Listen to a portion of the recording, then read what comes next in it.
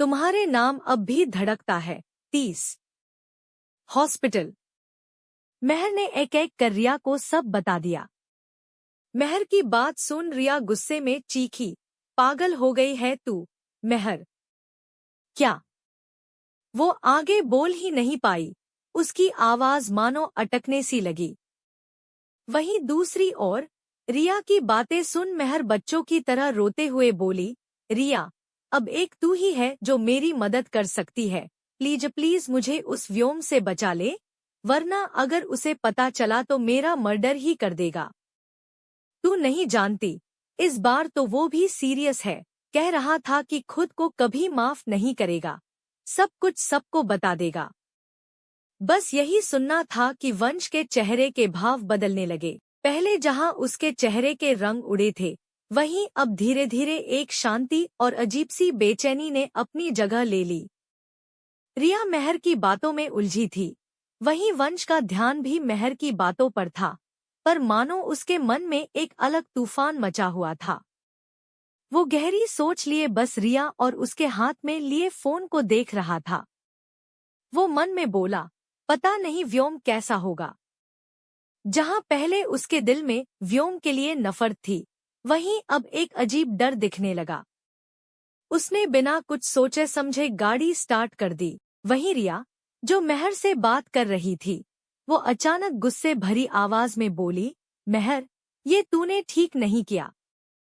वहीं उसकी बात सुन महर बच्चों की तरह मुंह बनाकर गुस्से भरी आवाज में बोली, अच्छा, और उस व्योम ने जो मेरे साथ किया, उसका क्या? वो तो सही टाइम पर हॉस्पिटल पहुंच गई, वरना अभी तक तो मेरी अर्थी भी उठ चुकी होती। महर की बात सुन अब रिया भड़कते हुए बोली, बस अपनी बकवास बंद कर, वरना मुझसे बुरा कोई नहीं होगा।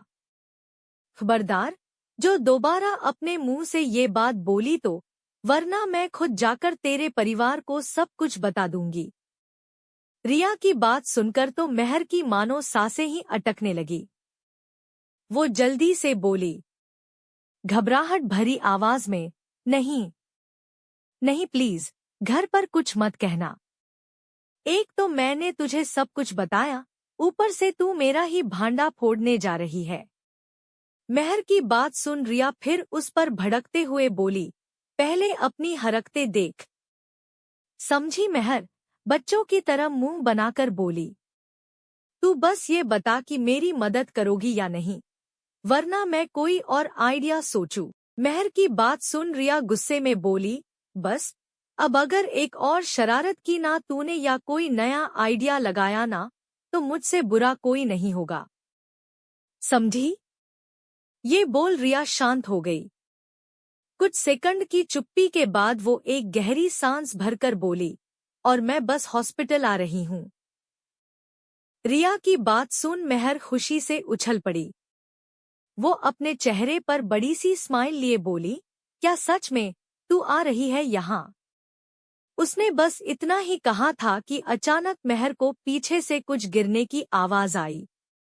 ये आवाज सुन महर चुप हो गई। वो धीरे से बोली, ये कैसी आवाज थी? ये बोल वो तुरंत मुड़ी, सामने का नजारा देखा। उसका मुंह खुला का खुला रह गया। उसके हाथ में लिया फोन जमीन पर गिर गया। फोन गिरते ही उसकी एक चीख निकली। वहीं फोन के दूसरी ओर रिया बस एकटक अपने हाथ में पकड़ा फोन देख रही थी, जो कट चुका था।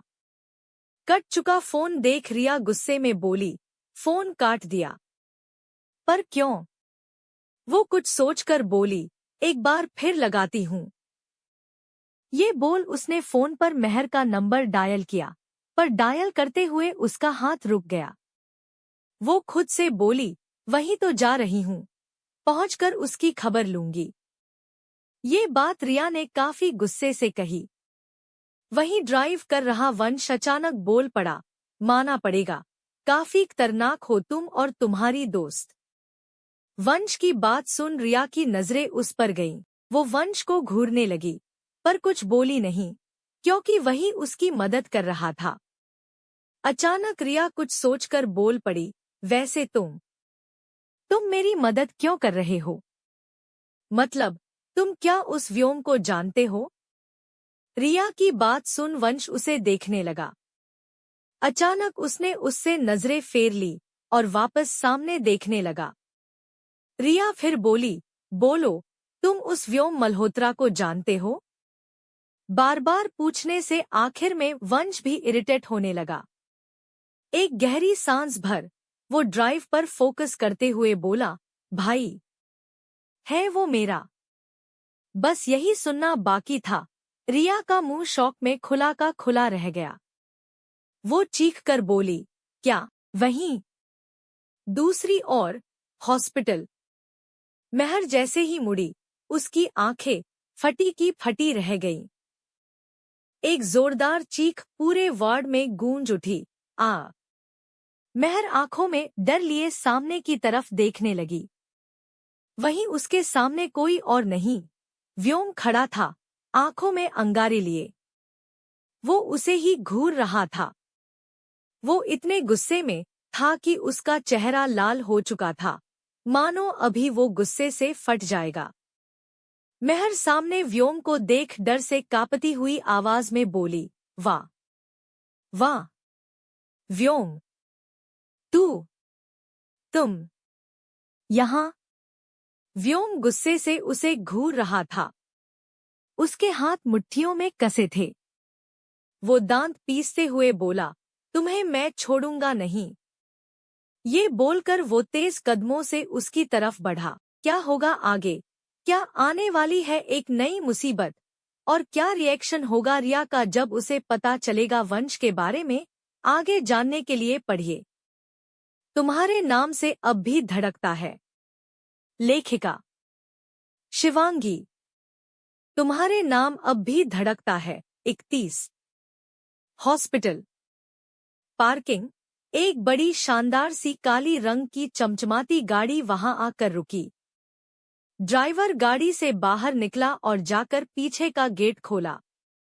रियांश और रूहानिका गाड़ी से बाहर आए। रूहानिका की आंखों में डर, घबराहट और चिंता साफ झलक रही थी। वहीं रियांश ने उतरते ही अपने एक हाथ में स्टिक ले ली।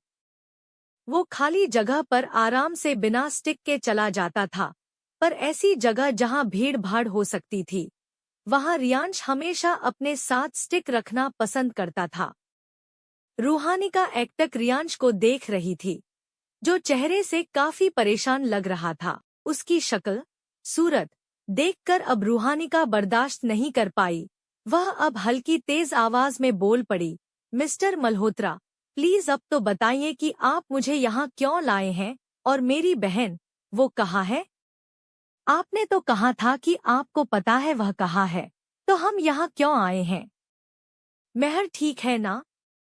प्लीज अब और चुप मत रहिए, बताइए, मुझे बहुत बेचैनी हो रही है। प्लीज प्लीज बताइए, महर को क्या हुआ? रूहानिका की बात सुनकर रियांश के चेहरे के सारे भाव गायब हो गए। वह उसे देखकर हल्की, धीमी आवाज में बोला, वो अंदर है। रियांश की आवाज में एक दुख था। वहीं उसकी यह बात सुनकर रूहानिका घबराते हुए ठिठक सी गई। वह धीरे से बोली, अंदर। वह रियांश को देखकर अब तेज आवाज में बोली, अंदर? वो अंदर मतलब वो हॉस्पिटल में? इतना कहकर रूहानिका आगे कुछ बोल नहीं पाई। वह मुड़ी और तेज कदमों से हॉस्पिटल की तरफ बढ़ गई। रियांश ने जब रूहानिका के कदमों की आवाज सुनी तो वह आगे कुछ बोल नहीं पाया। वह उसे रोकना चाहता था, पर चाह कर भी नहीं रोक पाया। उसने एक गहरी सांस भरी और भारी कदमों से वह भी उसके पीछे बढ़ गया। वहीं महर के वार्ड के बाहर रोनी अभी भी परेशान सा कुछ ही दूरी पर खड़ा था। उसके हाथ में फोन था और उसके चेहरे के सारे रंग उड़े हुए थे, मानो अभी अभी वह किसी बड़ी मुसीबत से बचकर आया हो। वह मन ही मन बोला, आज तो व्योम गया, आज उसे कोई नहीं बचा सकता। यह सोचकर वह किसी गहरी सोच में गुम हो गया। अचानक वह मुड़ा और बोला, मुझे जाकर व्योम से बात करनी चाहिए। अब हमें मेहर की डेड बॉडी भी उसके घर पहुंचा देनी चाहिए। उसके माँ बाप तो अभी भी उसका इंतजार कर रहे होंगे। यह सोचते हुए रोनी की आंखें भी आंसुओं से भीग उठीं। आज उसे पहली बार यह महसूस हुआ था कि कभी-कभी छोटे-छोटे मजाक किसी की जान भी ले सकते हैं। रोनी मुड़ा और आंखों से आंसू पोंछकर मेहर के वार्ड की तरफ बढ़ा। वो जैसे ही दरवाजे के पास पहुंचा, तभी मेहर के वार्ड का दरवाजा खुला। रोनी अपनी जगह पर रुक गया और सामने की तरफ देखने लगा। अचानक दरवाजा खुला और मेहर भागते हुए वार्ड के अंदर से निकली। अपने सामने मेहर को देख रोनी का चेहरा सफेद पड़ गया। 2 सेकंड के लिए रोनी को लगा कि उसे अभी हार्ट अटैक आ जाएगा। उसकी सांसें रुकी सी रह गईं कि उसके सामने मेहर भागते हुए उसे धक्का देकर आगे की तरफ भाग गई। धक्के की वजह से रोनी कुछ कदम पीछे हो गया। वहीं रोनी को अभी सही से सदमा भी नहीं लगा था कि अचानक उसके पीछे व्योम भी उस वार्ड से दौड़ते हुए निकला, लाल चेहरा और आंखों में गुस्सा लिए, और उसके पीछे भाग कर चला गया। रोनी सामने भागते हुए मेहर को देखकर खुद को संभाल न पाया और सीधे पास में रखे सोफे पर लड़खड़ा कर बैठ गया।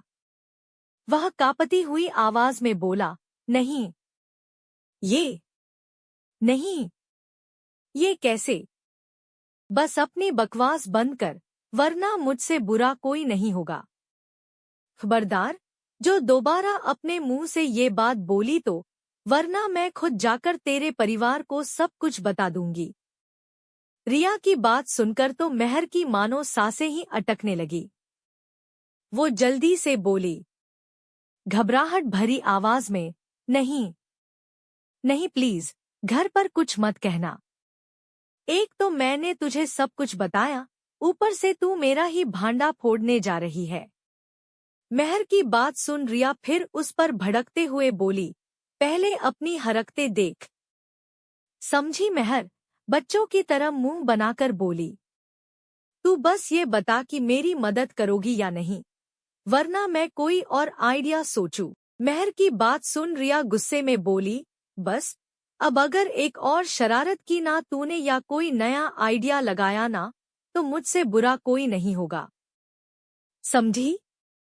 ये बोल रिया शांत हो गई।